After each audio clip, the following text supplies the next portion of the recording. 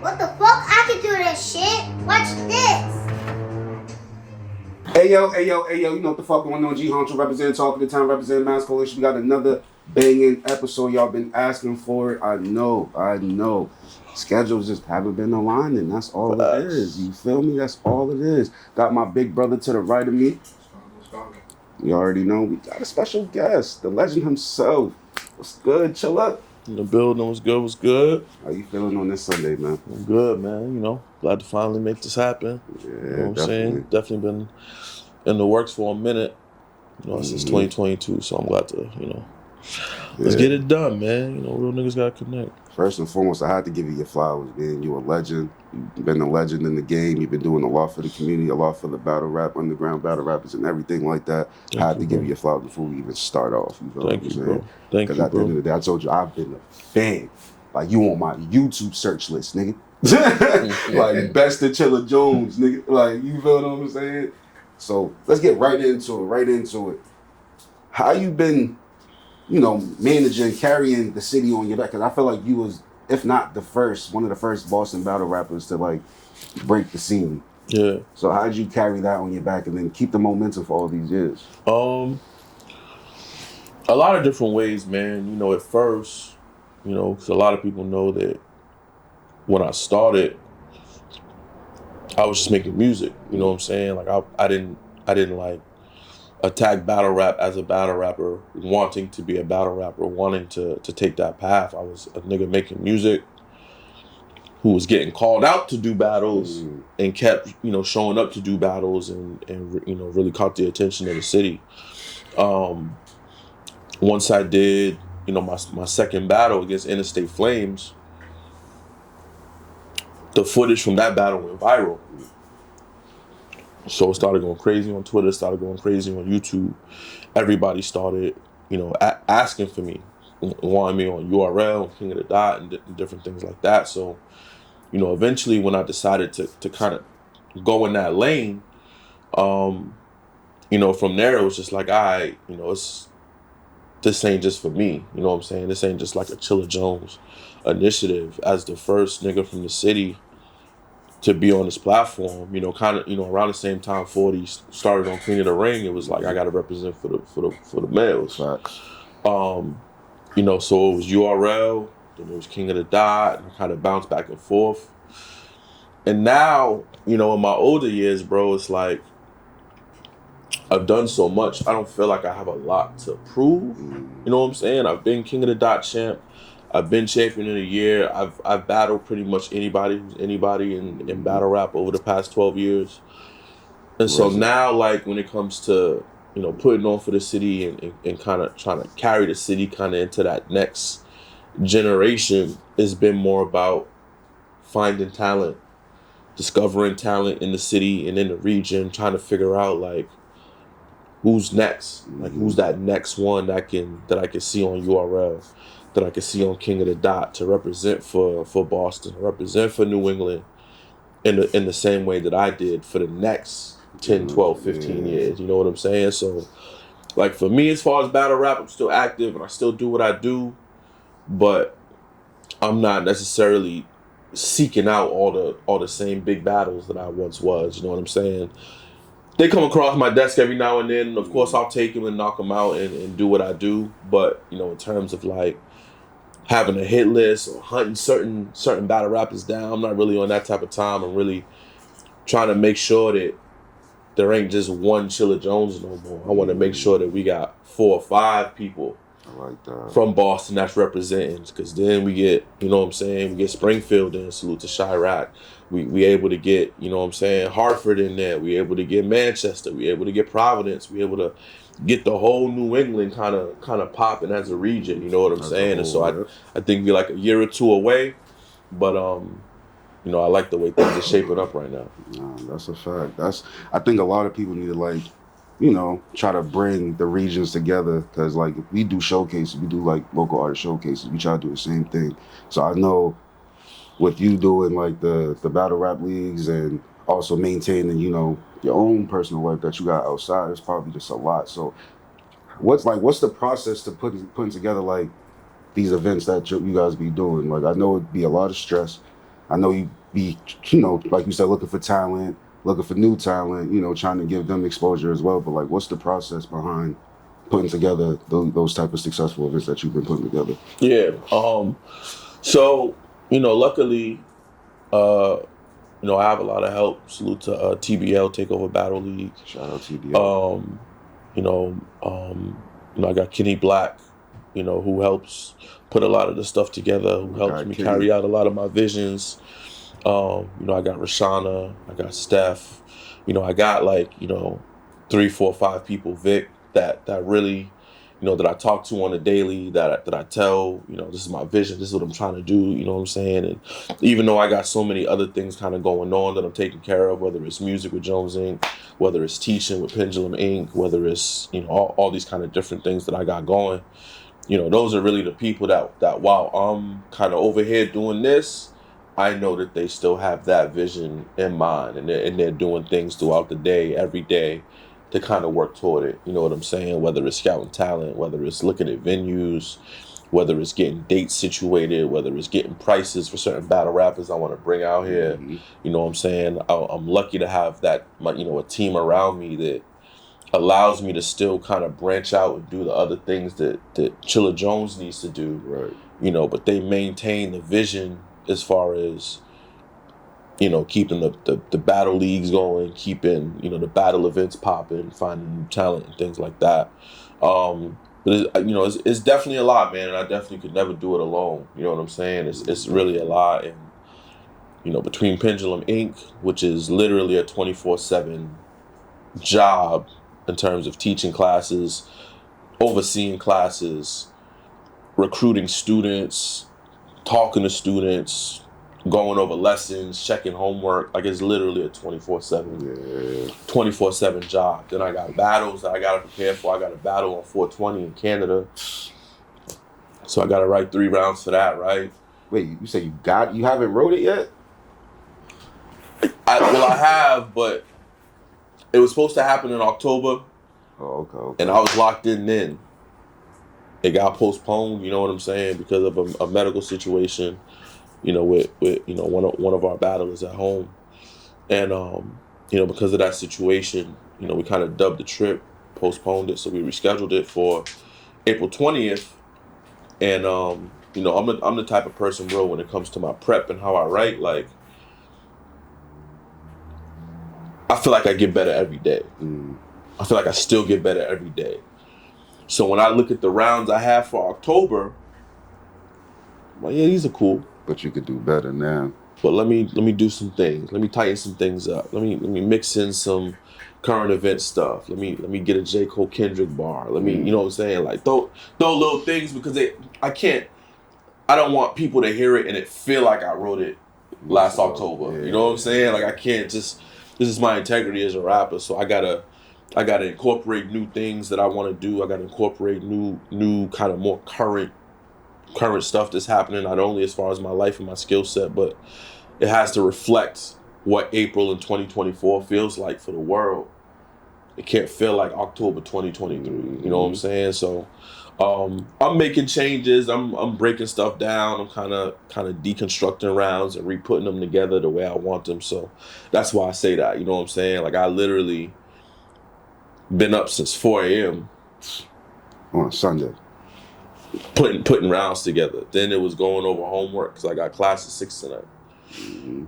Then it was making sure we were still doing this and getting over here. When we leave here, I got to make it to a studio session, get a verse down. Then I got to get back to the crib, teach the class at 6. Then I got a tutoring session after that. You know what I'm saying? Like, it really be a lot. Like, I really be, you know what I'm saying, moving around and doing a lot, bro. But like, time is so precious, bro. And you know, as we all get older, you know, and I speak more as black men and, you know, men of minority, as we all get older, bro, and we see niggas go to jail, we see niggas pass away, like, for us to be able to live life the way we do, bro, every day is a blessing. Every day is a blessing. Niggas gotta really, like, take that serious and really, really understand and appreciate what that means. If you're able to raise your children, if you're able to, you know what I'm saying, run your business, have a business, go after your dream, you're able to record your music, put it out if you're an artist, if you're able to just get up and go to work every day and make money in an honest way, you know what I'm saying? Even if you're able to get up and hustle and do what you do in a dishonest way, whatever it is, you know, it's a blessing to be a black man. It's a blessing to be free. It's a blessing to have what we have, you know what I'm saying? So I don't take that for granted at all, you know what I'm saying? One thing you mentioned was That's a fact. is that it's very important to basically make sure when you're writing music, when you're writing your rounds, that it relates to the time, right? Or it's relatable to the month or whatever's trending. Yes, sir. Can you even like tell some of the listeners and even the artists that we even like kind of conversate like how important that is? Because there's a lot of artists out there that'll be building on a project, and sometimes they like to say that I don't like to listen to the world. I like to just coop myself up and just make my music. And I think you said something very valuable, saying that like I could have already had that verse or had those rounds done in October. Yeah. But it's a sense of reusing that. I gotta put a little bit of Kendrick and J. Cole, put a little bit of, whatever's going on. I like right what now, you just did to seem there. very You put relatable. Kendrick first. Yeah, I like Kendrick and J. No, Cole. of course, yeah, you know, yeah. but but like, can you tell people like why is that like hugely important? Being an artist, honestly, even being like an entrepreneur, because you definitely got to know what's going on. Yeah, so it's, you know, for me, you know, I actually see both sides, right? Because as a battle rapper, sometimes I won't say as far as like updating my sound or updating my writing. What I will say is, as a battle rapper, it's really easy to be influenced by what's trending. You know what I'm saying? So like, if there's a particular style that's happening, if there's a particular topic or subject that people are using for a punchline, you know, sometimes not watching battles helps you to stay away from that stuff. But on the flip side, there are also things that people say, and there are also ways that people rap within the culture, whether battle rap or music, I think that are good for a time, right? Like they're not like some albums we hear and we're like, yo, in 10, 15 years, like this is still gonna knock. Like this is still gonna be something that we fuck with. And then there's also albums you hear sometimes and you're like, it's cool for the summer.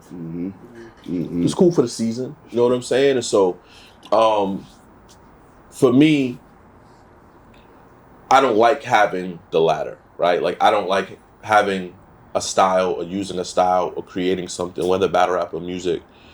I never want to create something for the season. That's never a goal or aspiration of mine. I understand why people do it. I understand the appeal of falling in line with trends and what's popular, and that's fine, right? I like tapping into what's current, and I like tapping into what's happening now for a sound. But I like to do it in a way that presents itself where when you listen to this in 2026, it still resonates. It still lands for you. And there might be little things within my rounds that, you know, might be current, right? But you're never gonna get a battle from me, or you're never gonna get an album from me that feels like, yeah, this is good for today. This is good for spring 2024. I feel like that's like homework for artists because it's like you're challenging yourself every single time. You have to, right? And like, that's dope. The best thing an artist can do is create the trend. But that's also the hardest thing to do. That's also the hardest thing to Sometimes do. you create something and it could end up being that trend, or it could just end up being like a weird sound. So like, Or repetitive sounds. Right. And the thing about creating a trend, and this is another thing that I think a lot of people don't understand in battle rap or music, but when it comes to creating a trend,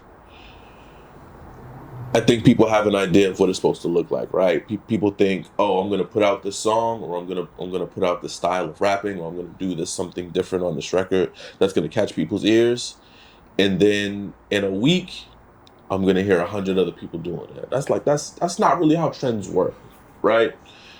You can be doing something in 2024, and nobody in 2024 can catch on to it. Nobody in 2025 can catch on to it.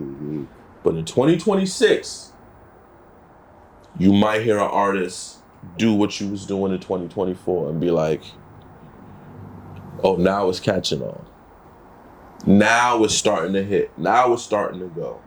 And people will tell you in rap, in fashion, in art, in battling, in different things, yo, I was doing that at this time. I was doing this then, and y'all didn't like it. Y'all didn't. When y'all was wearing baggy clothes, I was wearing fitted clothes. Mm-hmm. When y'all was wearing jerseys, I was wearing polos. Now y'all want to wear polos. Now motherfuckers is bringing back the baggy clothes. Shit. Now y'all want to do this. Now y'all want to, you know what I'm saying? Like, and that's how trend setting works, right? I feel like people don't want to set trends. People want to go viral, and there's a difference. There's a difference. Major difference. People want to go on TikTok. People want to put out a record. People want to get millions of hits. People want the streams. Want the stuff today, right now. That's cool. I'm trying to use a style right now in my battles that people can't figure out how to do till next year. That's what I want to do, right? And like you said, that can come with backlash, and that can come with like, yo, I don't get what Chilla's doing. I don't get why he's doing that. Why is he putting his bars together like that? Why is the hook here? Usually the hooks are right here. Why is this hook right here? You know what I'm saying? And it can come with that kind of backlash where it's like, I don't really know if I like that. Not knowing that in a year and a half, you might be like, yo, Chilla was doing that in 2024. I didn't really like it then, but then I heard Drake do it. That's what I was about then to say. I heard Kendrick do it. Now I kind of like it, but Chilla was the first to do it. You know what I'm saying? But sometimes I feel like, imagine you creating something that's not a trend yet, and then 2 years go by, Drake is basically doing the same thing, and now you just getting the credit. He does that shit all the time, though. And it's not every artist. Shout out Drake, but he does that shit. And it's not every artist that probably have a little bit of like clout that can be like, yo, Drake did it, and now their numbers climb. There's like artists out there that try to say something we didn't even see a post yet. Right. You know what I'm saying? Right. So it's like, I think it's kind of like, it is a gamble. It is literally a gamble. It's like, all right, I'm gonna go on the whim of like creating my own trend, and I know like, because I got the cash, I got the flow, and I believe in myself. So 6 years, I'm gonna get it. You know. And then 2 years down, now Drake is doing the same dance and the same thing, and you don't even have 2,000 listeners. You know what I'm saying? And now you kind of like, now you look like you're the copy it. Right. You know, so it is definitely true. Take Schema for instance, right? When you look at battle rap in 2008, 2009, 2010, even the early part of 2011, when it comes to like schemes, associative wordplay, that type of stuff, it was being done very like every now and then, here and there. You talking about like post Cassidy? Yeah. I'm talking like I'm talking like grind time. I'm talking like the very beginning of like the written era, which was like grind time, you know, World Star battles, that stuff. You know, that kind of like that era.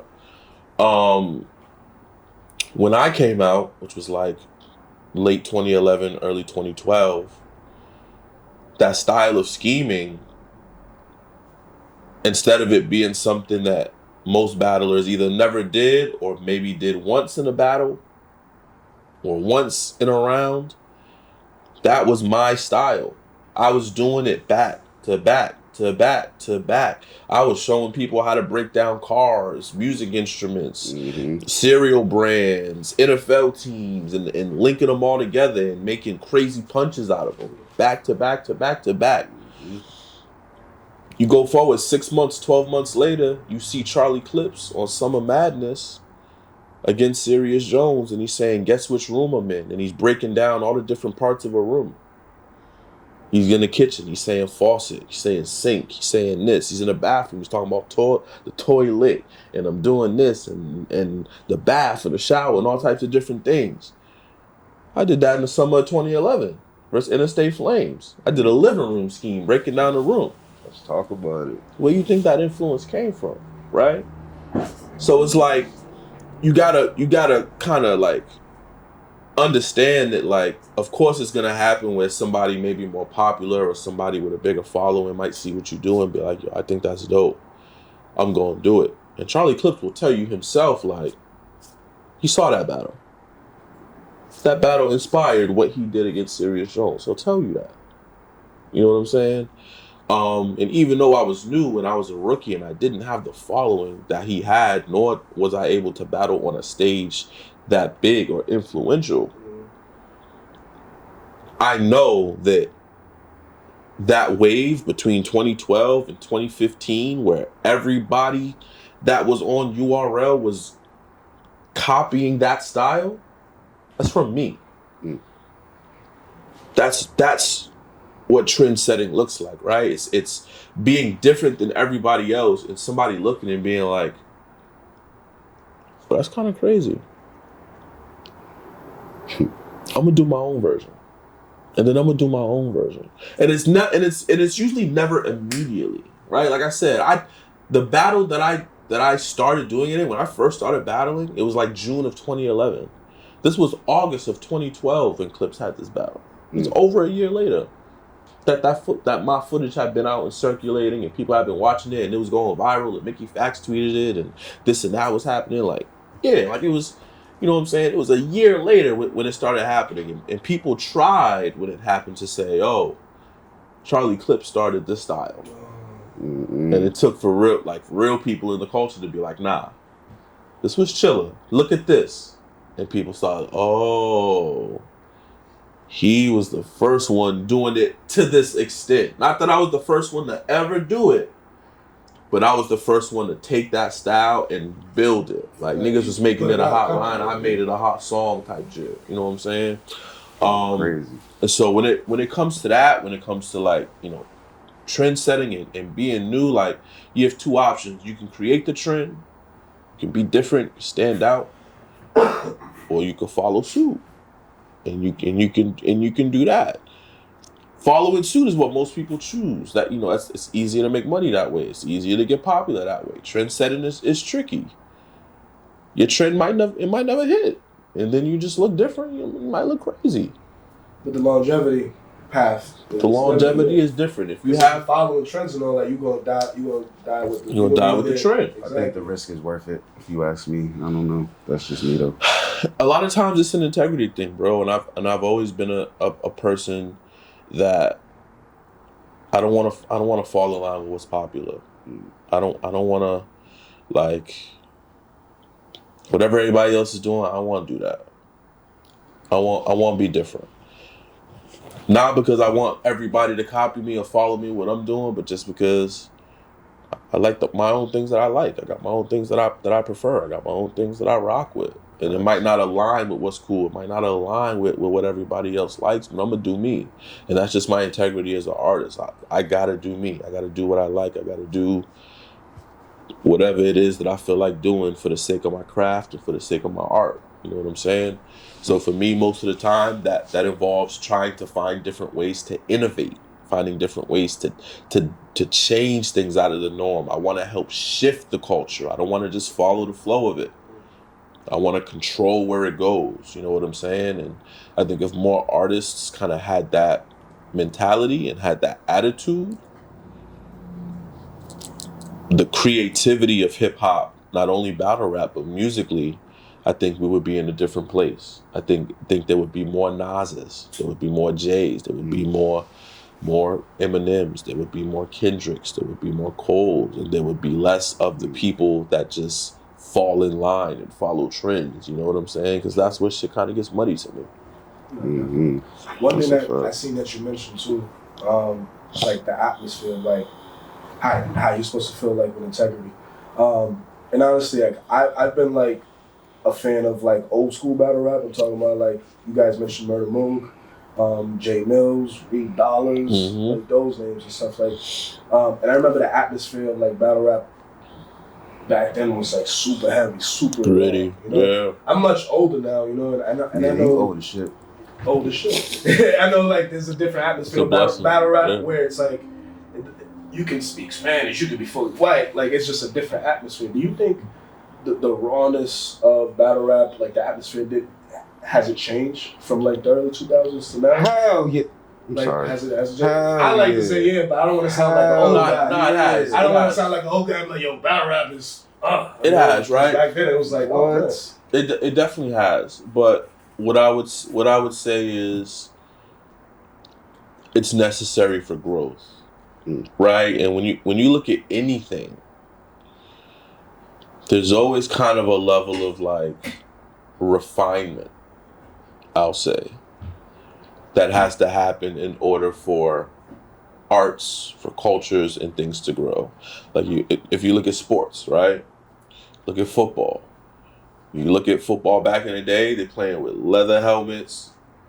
They got the goalpost at the front of the end zone. Oh yeah, facts. People was trying to catch touchdowns and jumping into it, knocking themselves out. You know what I'm saying? Like, and you know, for football to become what it is today, at its, you know, potentially at its most popular, they had to make certain changes. They had to change how helmets were to protect the players. They had to move the goalpost back to protect the players.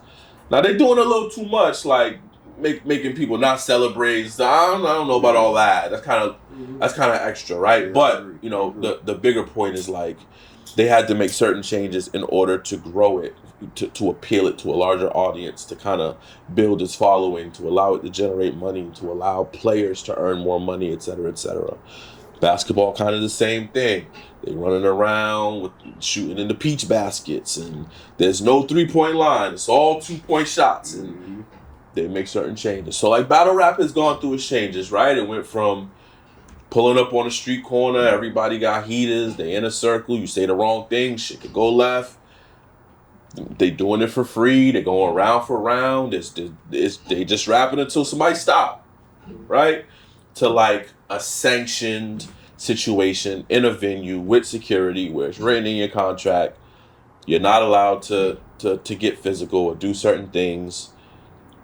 But if you follow these guidelines, we have sponsors that are now willing to invest. And because of those sponsors, you don't have to do this for free. We can pay you this much.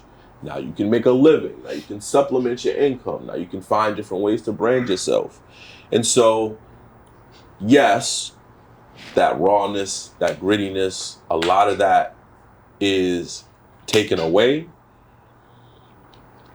But it also helps to put the battlers, a lot of the same battlers you named, Murda Mook, Jay Mills, Reed Dollaz, who are still active. When we was watching them on Smack DVD battling for free, we loved it. Ask them if they would rather battle then or if they would rather battle now making 5 figures. They'd probably tell you they prefer it now, right? So, you know, I think there's room for both. And I think there's still room for that grittiness and that rawness. And I think eventually we'll see a platform that taps back into that. You know what I'm saying? It would be dope to have a platform, whether locally or mainstream, where you could just pull up on a block and rap like that, even if people are still getting paid, right? Like, but just the setting, right? I think the setting and the environment is the most important part. When I battled B Dot, you know, and this had like Champion of the Year implications at the time, we literally battled on a Hollywood set, and people were like, "Yo, what is this?" Like, we literally battled like if you watch the battle, it looks like we're battling in the middle of a street, and we're literally standing in what looks like a fake town. There's like a bank right there, and there's a bakery right there, and it's all just like a Hollywood set. Like, there's nothing behind it. It's just like, you know what I'm saying? Like, literally a set. And people were watching it, and they were like, yo, like, is this battle rap now? Like, I'm not used to this. Like, I don't know how I feel about this. You know what I'm saying? Like, and I get it. Again, that event was backed by a huge company that had bags, and that was the vision that they had for that event. And that's how it was shot, right? So, you know, I think it's part of the course with anything, any culture, any sport, as it grows, as it tries to appeal to more people and become more mainstream, generate more money. A lot of times it, you know, unfortunately it softens, right? Pause if necessary. It softens. To where it's not as gritty, it's not as raw, it's not as dangerous, it's not as volatile, it's contained. It's in a safer environment for people's viewing pleasure. But I do think there's room for both, bro. You know what I'm saying? I do think there's room for those battles to happen on the Hollywood sets where there's a lot of money and professionals and people can get paid for it. But I do think there's room for, we in the parking lot and we standing in front of Slades and we got 3 rounds and we just gonna get it cracking.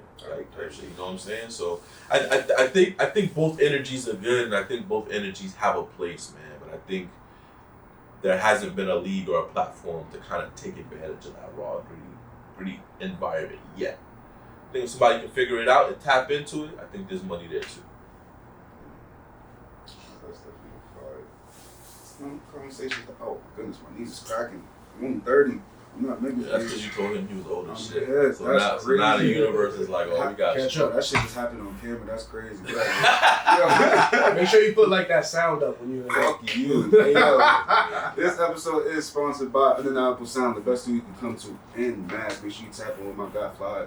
He's usually editing or doing something, but right now he's really just chilling. He's probably going to start editing in about 5 minutes. Tap in. Links in the bio. Yes, sir. Make sure you tap in. Yeah, that shit really happened, bro. That shit was loud as shit, too. No, this microphone picked it up. Damn, my nigga. That shit's crazy. All right, whatever. All right, so I know you had a lot of iconic rounds. You had a lot of iconic room shakers. Give me your top 3 room shaker. Or matter of fact, give me your best room shaker of all time. Man, people ask me this sometimes. Not exactly this question. They ask like some of my favorite stuff, and I always kind of have the same answer, man. There's more than one, right? And there's a lot, and there's different reasons behind them all, right? Sometimes it has to do with the size of the room I'm in, right? And there's no better feeling than being in a room with 1,000, 1,500, 2,000, 2,500 people and saying that one line to where you literally can feel the room shake, right? No better feeling, right? I can only imagine. And while those may not be like my favorite lines or the lines that I think were the dopest shit I've ever said, I also can't forget about or deny like the feeling I got when I said it and made the room shake, right? But then there's also other instances where maybe the rooms are smaller or the battles were smaller, but sometimes you got just that one line in that one round and you know from the minute you write it, this is gonna hit. And then you say it and that joint land and it's like, yeah, I knew that was gonna hit. Like I knew I was gonna fuck y'all up with that one, right? So it depends, right? So I don't know if I can give you one. I'll give you a few. Nigga, give me a few. Right. You got time, shit. One of them was versus Prep. That battle was crazy. We battled at Gramercy Theater in New York. About probably 400 or 500 people in the building. It was my return to URL after about 2 years. And for anybody watching, if you go to YouTube and you put Chilla Jones versus Prep face off, we had a face off before the battle. And we're literally screaming in each other's faces. Screaming in each other's faces. If you ever wonder why they call me the Kingpin, it's from that face-off. Prep says, you're only here because I told Smack I wanted to battle a pin. And my response was, you're exactly right. And who did he call? The Kingpin. And from there, the room went crazy. We started arguing. We got up out our chairs. We bumping noses. We in each other's face screaming.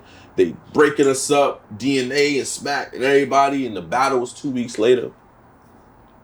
And so it was a really anticipated battle. And I said, should I give Brandon leeway? Or should I say fuck it and do him the Brandon leeway? And the room was crazy. They moving on the stage. They going back and forth. There's people on his side coming to my side. The crowd is going crazy. They say, leave him alone, Chilla, leave him alone. Like that was definitely one of my biggest room shakers, one of my most favorite moments. because I was pissed going into that battle. Off the heels of that face off, I was like, this young boy have no idea You done fucked up. what I'm finna, like how crazy it's finna get on this stage. I'm finna fuck him up. And I got crazy that night.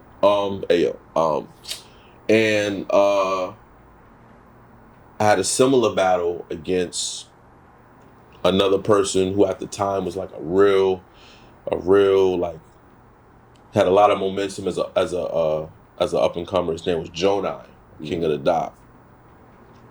Battled in Canada. It's one of their big marquee events called Blackout, where the whole card is a mystery.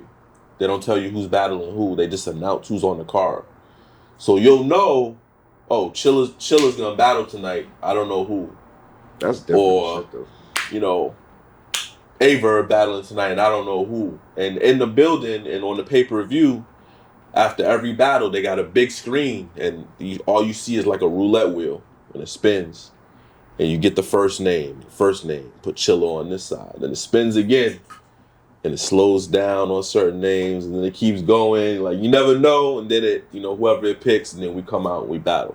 Now we know obviously in advance who we battling, but we in our contract we can't say who we battling. So this was a battle that people had asked for because we have similar styles. He's somebody that's like a pin guy. He's a really good writer. And that's what I do, obviously. So people wanted to see us matched up. In his third round, he has a bar about Mario. Says something about, you know, it's like Mario, people behind the scenes whistleblowing or something like that, right? Cool little line. Like a week before that battle, I had written a whole Mario scheme. It wasn't even for this battle. It was for a different battle. It was like, hold on, I'm about to insert. But the scheme was so fire to me that I had memorized it. So when he said the Mario shit, I said, got you. I got something for that. So I did the whole, like a 12-bar Mario scheme. All these different Mario entendres. Niggas, you know what I'm saying? Niggas jump up and hit the block for some change. Haters try to put your face on a bullet. Your boo making moves behind your back, having sex at night, because when y'all split, having one up on you, give her extra life. But the most important thing, love from the fans ain't unconditional. When there's much room for growth, they campaign and they stick with you. But when you get bigger, they do anything to belittle you. But win or lose, star power makes you invincible. When the whole room was like, yo, we're crazy. The room started crazy. It was this dude named Jonai. You can find that online? Yeah, it's on bro. YouTube. If you type, if you could type in now, you could type in because some of these joints. Yeah, two some that popped up. Like I think it's like best of URL, but like they have like mad at them shits, bro. Yeah, it pops up. So I'm already familiar with some of the shits that he's saying. That's why I'm just like, yeah, you gotta watch it in person, bro, because he's not lying. It's crazy, bro. It's wild. So that's our power bar been on his head. Yeah. So that's another one. I think. What you just I think. He got the Mario star. The man. Not talking about me though. Like, chill. My knee just cracked again. Like, chill out. That's fine. And then I'll say one more.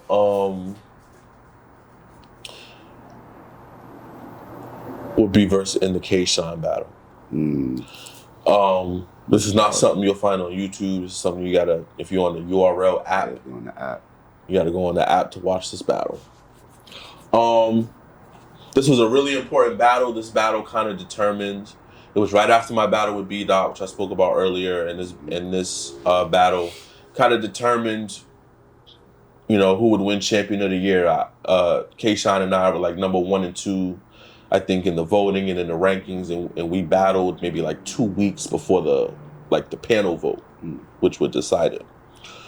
And he had wrapped his first round. This is kind of another example where we had a crazy face off. And he was like, yo, you promised to 3-0 me? I was like, yeah, I'm gonna 3-0 you. Yeah. He said, shake my hand. I said, nah, you tell me you're going to 3-0 me too. I want to see if you're a man of your word. He said, nah, shake my hand. If you're gonna 3-0 me, shake my hand. I said, I'm not gonna shake your hand. He was like, I bet. Pushed the table, got up and left. I said, all right. So the next day, we go to the battle. He rapped his first round. First round was cool. I start rapping. As I'm rapping, the dude, one of the audio dudes comes up, starts fixing his microphone. And so I got in my freestyle bag, and I was like, I was going into a matrix scheme, and then I switched it, and I was like, maybe I should fire on him. Very convenient. He looks comfortable with a nigga putting a wire on him. And so the funny part about this is this battle happens during COVID. And during COVID, you know, it's still social distancing. So this was a room shaker with like 12 people in the room. If you watch the battle, you see B-Dot here, you see Danny Myers over there, you see Smack and Nunu in the middle, you see my guy behind me, you see another girl over here, and then that's all you see on camera. What you don't see on camera is Sue Surf over here, DNA over there, Jay Black over here, and then like the audio people. Like one of them is the one that fixes, you know what I'm saying? So there's literally only like 15 people in the room total, including us. Because it's still COVID. We still wearing masks. We still getting COVID tested at the time. But when I tell you that bar literally shook the room with 15 people in it, it shook the room, bro, with 15 people in it. Nah, So that's like one of those situations too where it's like, there wasn't 1,500 people or 2,000 people there, like when I battled DNA, right? It was only 15 people in there. That's still probably my biggest room shaker though. And there's only 15 people in the room that time. So it's just crazy. It just depends. I don't know which one I would pick. I would pick a different one every day if you ask me every day. You know what I'm saying? I've been in this game for so long. The resume is crazy, that's what. But yeah, I can't What I imagine. to build on too is I know in the beginning you talked about being an artist. Mm-hmm. Do you think it's hard for an artist that is into battle rap to kind of to promote both at the same time? And if it is possible to do so, what is the easiest way for them to kind of push themselves out there? That's a good question. I think it's a lot easier now, right? And I think back in the day, especially when I started, one of the reasons why I was so against even wanting to get into battle rap was because that stigma at the time was so crazy. If you was a battle rapper, you made trash music. That's just what it was. That's just what people thought. And if people got familiar to you as a battle rapper, it made it way more difficult for them to want to listen to your music. That was really the reason why I fought against it so tough, where I was like, yo, I know y'all seeing me battle, but really I make music. Like, I'm not a battle rapper. I make music. Like, don't be afraid to check my music out. You know what I'm saying? But eventually, because, you know, there was nobody else from our city that was in that lane, I felt like I had a responsibility to pursue that. You know what I'm saying? Like, I have to pave the way. Somebody has to be that pioneer.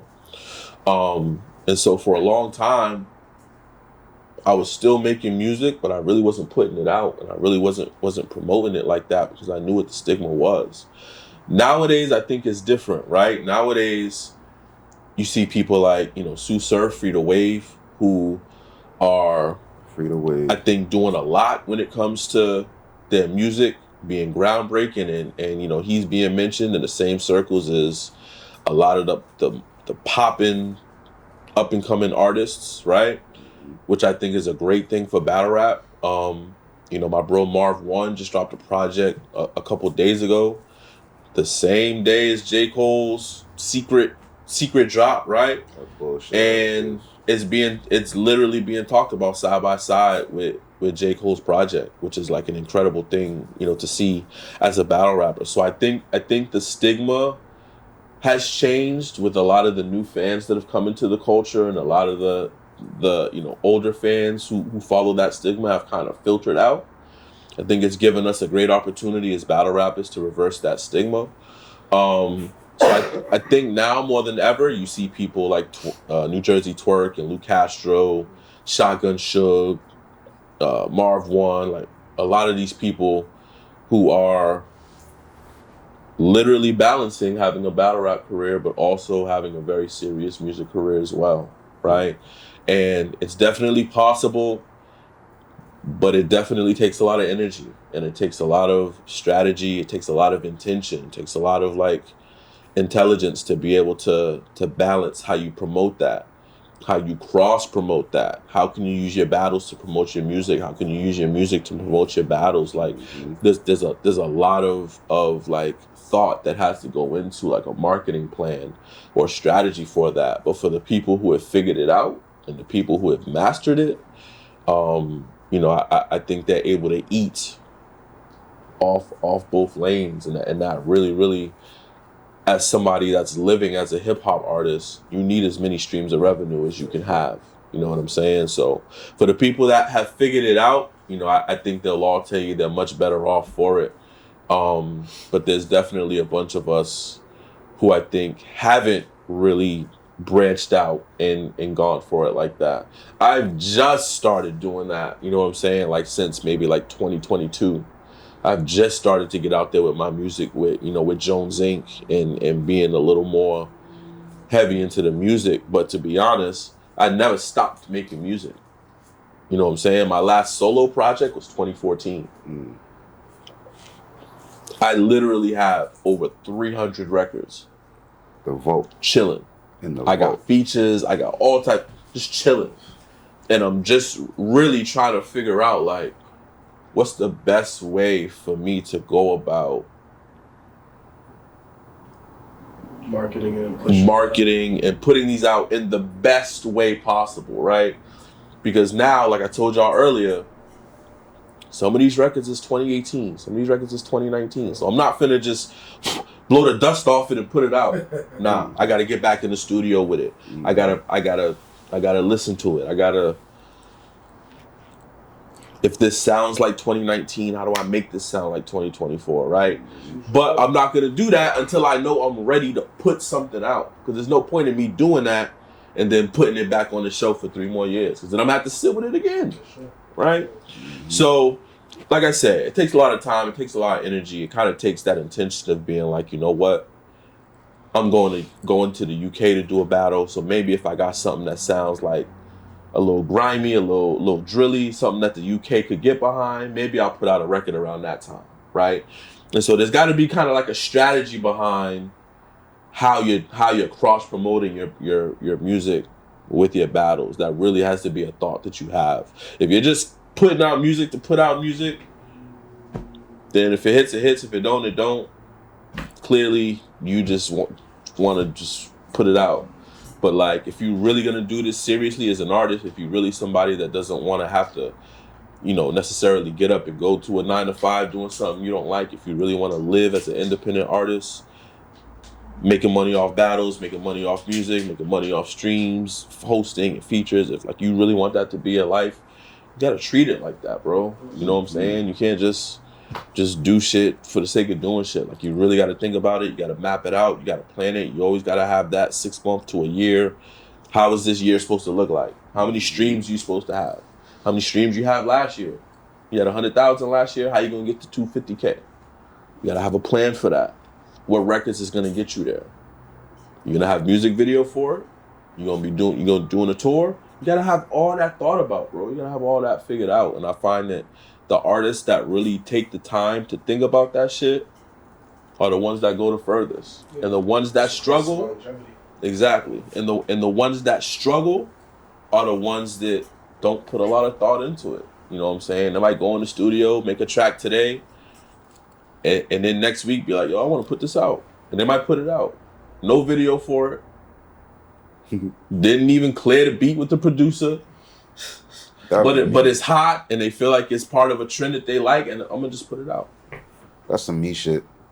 I used to do a lot of people do it, bro. And that, it is what it is, and because there's, now there's Pendulum Inc., right, where you can learn about this type of stuff and this intention that may seem simple to some, but may not to others, right? But without places like Pendulum Inc. and without being able to go to a place that teaches you what's important, how to do those things, we don't have access to shit like that in the hood. That's a fact. You know what I'm saying? So if I haven't or hadn't spent time around certain people like Method Man or Lupe Fiasco or Kid Capri or certain artists that have built a living in this industry, I might not know some of the stuff that I know. I might not have considered some of the stuff that I consider now. You know what I'm saying? But now that I have a school that deals in all this stuff, I can educate people. And I think that's real huge too, because in this culture of hip hop, there's not a lot of people that spend a lot of years, rather if they're battling or regular hip hop or whatever it is, like that, actually creating organizations or platforms for younger people to learn from. And the next thing I want to also ask is like, what? And I know you mentioned Pendulum Inc. Like, what are the resources that you are giving out, and who is it for? And like, mainly. Yeah. So Pendulum Inc. Right now is for anybody over the age of 18 and up. Although we do in-person stuff for middle schools, high schools, after-school programs and stuff like that. As far as the actual Pendulum Inc. Academy, it's all online. It's all virtual. Anybody 18 and up who's interested can go to the website penduluminc.com and, you know, figure out which tier of plan works for them. But in regards to resources, the resources are endless, man. First of all, you know, me as a founder and, you know, my co-founder, also Mickey Fax, Grammy Award-winning songwriter, industry artist for 15 years. You know, as far as the hands-on rap classes, a lot of the stuff comes from us, right? So teaching people in terms of rhythm, style, and technique, how rap should look, how rap should sound, certain techniques that people should consider, take advantage of. You're learning that directly from us right now. Now, right now, we're also developing a team of professors that either next year or the year after will probably step in our classes so that we can oversee the business entire thing. But, you know, in the first 3 or 4 years, people have had the opportunity to sign up for the school and literally have class with me every week. You know what I'm saying? And so another dope thing that we do is we bring in guest professors all the time and guest MCs, right? So last week we had Cassidy. Cassidy pulled up and taught a class. Cassidy was able to take questions, so anybody that was signed up for the school had the opportunity to ask Cassidy a question. Yo, Cassidy, when did you start, when did you start using punchlines? Yo, Cassidy, who inspires you? He spit a whole Cannabis verse. It was like, when I was 16, 17, Cannabis was who I looked up to.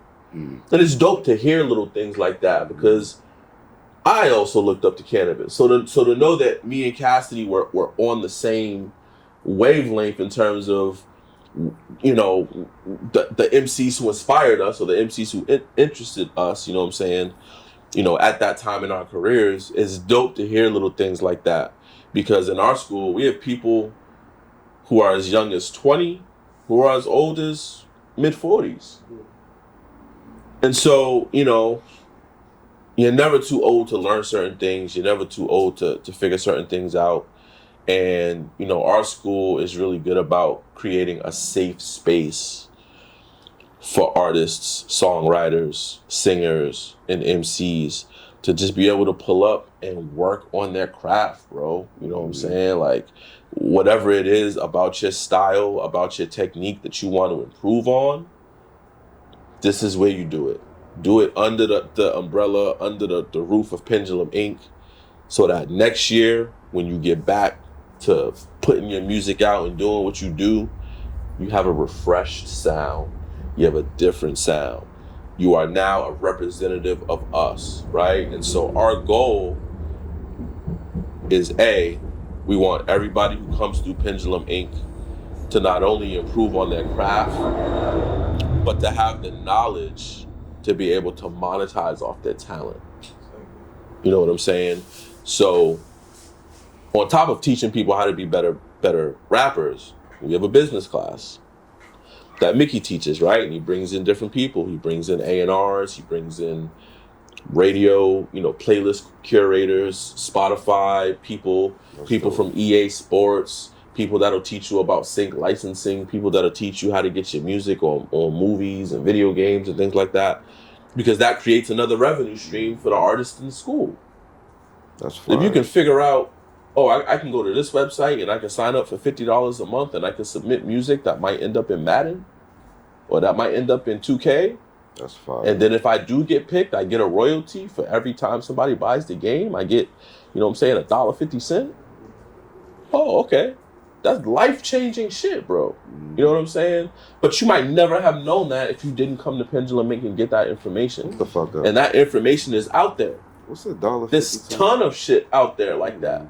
That if MCs in the hood knew about it, I'm sure that they would do it. $1.50. And they don't, They don't necessarily know that type of stuff. So it's that type of stuff where information like this is $1.50 go a long way. I just did the math. My fault. But that's what I'm saying. Be an artist again. It's situations like that, you know what I'm saying, where like if you have a plan, if you have a goal, if you know what you're trying to do, whether it's a video game, whether it's a movie, whether it's a TV show, whether it's a commercial, whether it's anything like that, you know what I'm saying? Just learning how you can submit music to be a part of that stuff can eventually get you to a point where maybe you're making 10, 15, 20,000 a year off of music without even putting out songs for consumption. You know what I'm saying? Mm-hmm. And so at Pendulum Inc., we try to teach people all these different ways to monetize off their talent. Teach you how to get shows. We teach you how to build merchandise, how to establish your profit margins, how to make sure that when you sell a shirt for $30, you're making at least X amount of dollars back. Like we teach all that little stuff so that when you leave as an independent artist, not only is your music better, not only is your pen game better, not only is your songwriting ability better, but now you know how to take that ability and go out there and make $20,000, $30,000, $40,000 off of it. That's fine. We barely charge 1/10 of that for you to be able to come to school for the year and learn this stuff. Like, we were charging people $2,000 to come learn all this stuff for the year. You're gonna turn around and make that in 6 months when you leave the school. If you do what you're supposed to do and you learn what you're supposed to learn and you take these classes seriously, you're gonna make that in 6 months. Who you know went to college for 4 years, got a degree, and was able to pay it all in 6 months. It doesn't happen. It doesn't happen, bro. And if any other white organization had all this information, you think they would market to the hood and charge $2,000? No, out of zero. I don't know. That's what they would charge, you know what I'm saying? Because it would further give them control of hip hop, bro. Mm-hmm. So when we had this idea and when Mickey had this idea, we said, no, we got to do it first, bro. We can't allow somebody that's not of the culture. We can't allow somebody not of color to come into our culture and to try to make money and capitalize off of basically extorting the rappers in our culture for this information, trying to be gatekeepers. Mm-hmm. So that's why we literally charge the bare minimum that we can charge to make this worth our time, bro. You know what I'm saying? And at the end of the day, we just want to make it so that when a kid is 10 years old listening to their favorite song and they think to themselves, yo, I want to be a rapper, that is possible.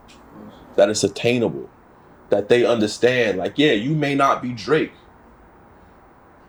but you can have your own studio and you can,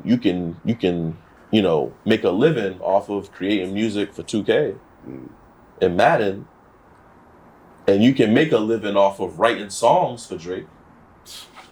That's a fact. And you can make a living off of, you know what I'm saying, learning how to use Pro Tools and engineering and beat production. And like a lot of times, like when kids say, oh, I want to be a rapper, it's like, yeah, you don't know it yet, but really you just want to be in hip hop. But they're just thinking about that main end goal, the big house, Right. and all that, you know? Right. Think about the grind. Exactly. Trying to get rich. And so what you find, like we was talking about earlier, where you like, man, I used to be a rapper, but that's not my lane. I found a lane within hip hop that I really like. I'm chilling. But 10 years ago, you might have been like, nah, I'm a rapper, bro. Like, this is what I do. I put music together. I make songs. This is where I see myself. But as you get older, you say, Fuck that shit. hey, you know what? I like this lane better. This lane is better for my personality. This is better for my lifestyle. This is better for how I carry myself. This is what I want to do. And all we try to do at Pendulum is help people to discover that part about themselves, right? You came here to be a rapper, but if I told you you don't have to put out songs on Instagram and you can still make X amount of money a year, you might be like, oh, nah, I'd rather just write songs. I'm going to just write songs. Oh, I'd rather do this. I'm going to just do this. But we provide that information so as an MC or a songwriter or a singer or whatever you do, you can make that choice. That's fine. You now have the knowledge. You now have the information. Now you can make that choice. You do want to be the next Drake? Okay, cool. This is how you start a tour. You need a tour manager. This is what you need to consider. This is how you can do it on your own. This is how much money you'll probably need to do it. But this is how much you can make back. This is how much you'll have to invest. Here's a way to find a sponsor. We teach all that type of stuff. Shit, I need. You know what I'm saying? So it's a really, really, really dope thing, man. PendulumInc.com for anybody that's interested. Ton of information on the website.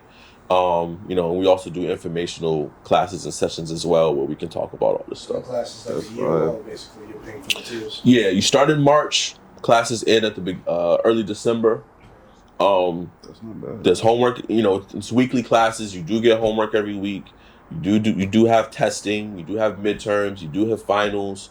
And when you complete the class, you do get a diploma.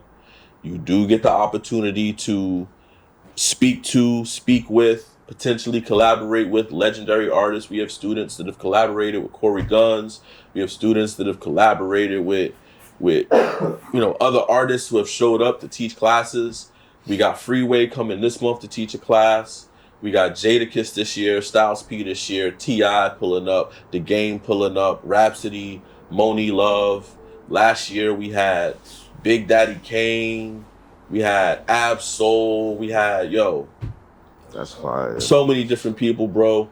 And in year one, we had Bun B as the commencement speaker. This year, March 2025, we got Q-Tip as the commencement speaker for the in-person graduation. So Pendulum Inc. is an experience, bro. And all you really need is an internet connection and Zoom on your phone or your laptop to be a part of it, to be able to ask questions and be in classes and improve on your craft. So if you're serious about this hip-hop shit, whether you're an artist, whether you're a rapper, singer, songwriter, Post. enthusiast, Manager. personality manager, there's classes for you at Pendulum. Even if you don't rap, there's classes for you at Pendulum where you can learn how to do what you want to do at a higher level and potentially make more money doing it. So wait, you should get like a senior citizen class for bro. He's like 65. You gonna break your leg before you get about that shit.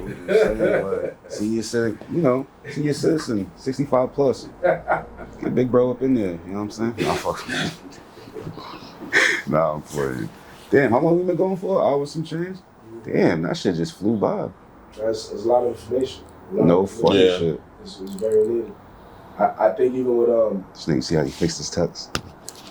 having like those classes, I think it's very needed because even back in the day, I want to say back in the day, but like 10 years ago, like artists need stuff like that, especially with this whole social media like age basically just rising up. A lot of artists is getting easily discouraged, because they don't have that knowledge on how they can do it by themselves.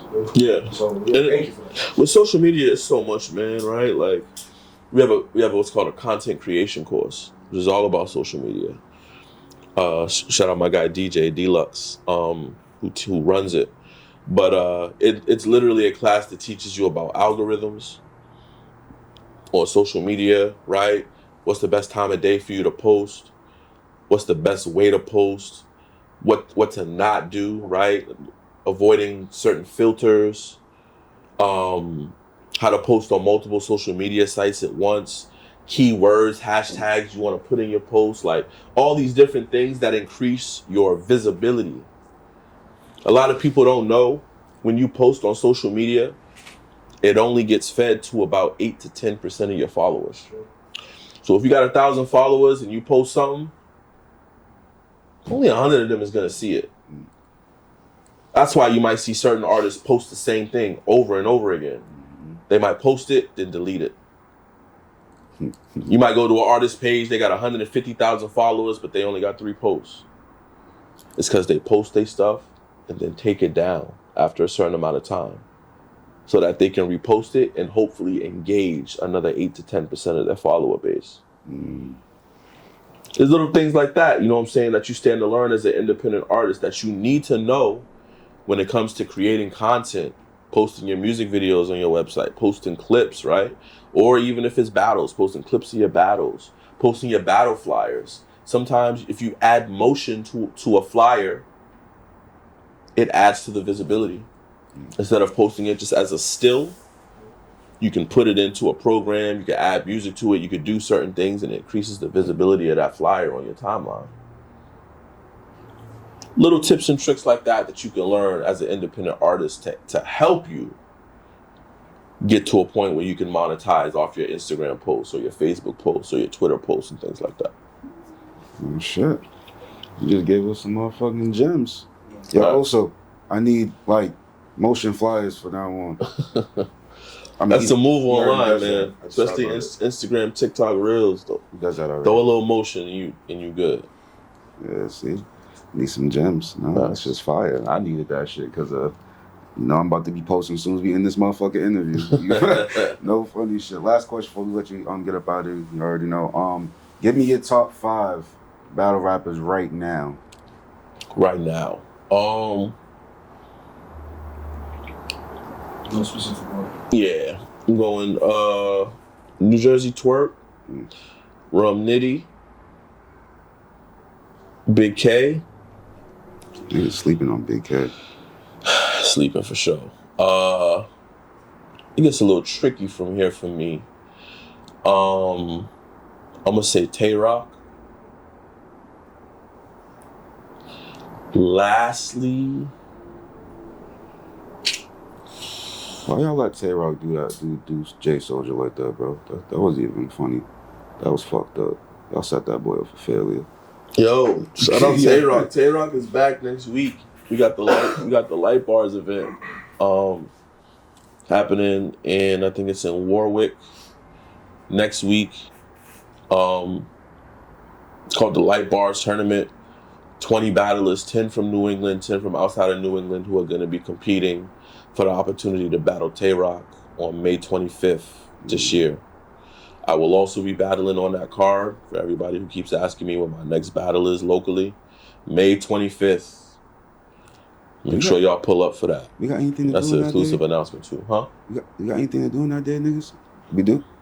I don't think we do. That might be Memorial Day weekend. No, I don't know how. I don't think It might be. It might be kind of crazy. But May 25th. anybody that's around, definitely pull up May 25th. But anyway, to answer your question, Big K, New Jersey Twerk, Rum Nitty, Tay-Rock. I think my last one right now would be A-Ward. I would say A-Ward. Shout out Geechee. Geechee could be up there on any given day. You didn't say Charlie neither. Charlie could be up there on any given day. There's others that I like who aren't as active either, though. Obviously, Lux is Lux. Daylight. Yeah. Incredible on the J. Cole project. Did his thing. There's people out there who aren't as active that if they were, they would probably be on that list. But as far as like right now, when I think of April 2024, like who right now got it to me? Twerk, Nitty, K, Rock, A-Ward. My rebuttal game crazy. Yeah. He gets spooky.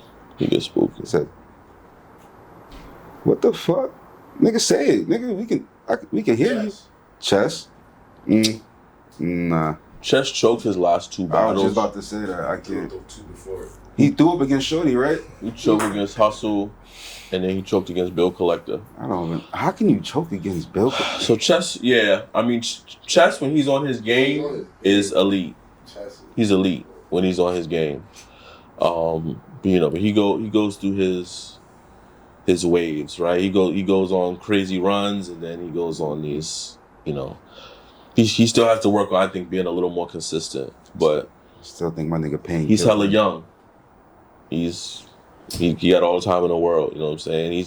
He's done so much for his age that he really, has the best case to be the GOAT in the next 10 years.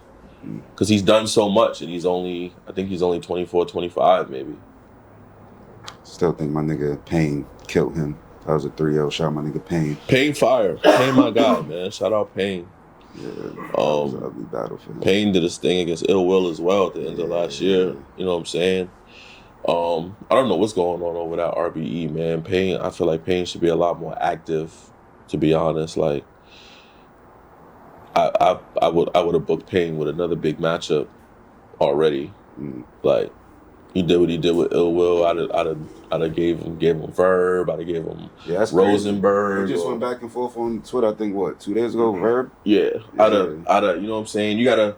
That's the thing, man. And I don't want to get into this whole another rant, another spiel. But what I will say is, as league owners, man, especially when you want some type of loyalty from battle rappers, we trust you to put us in the right spots that we need to be. So if Payne is one of your gunners on RBE and you put him against Ill Will and he does what he's supposed to do and he gets that win convincingly, 3-0. keep him active, keep him in the limelight, keep putting him against those names until he shows you he's not built for it. But if he's 1 for 1 and he shows you that he can hang with Ill Will, one of the best ever, keep him active and keep him going. So I say that, I want to see Payne in a big matchup on RBE very soon if he's still a part of the RBE situation. But Payne is fire. I rock with Payne. It's definitely dope. Word. Well, definitely appreciate you coming on, bro. Definitely, bro. Glad to be here, Only man. part Salute, one. talk of the town.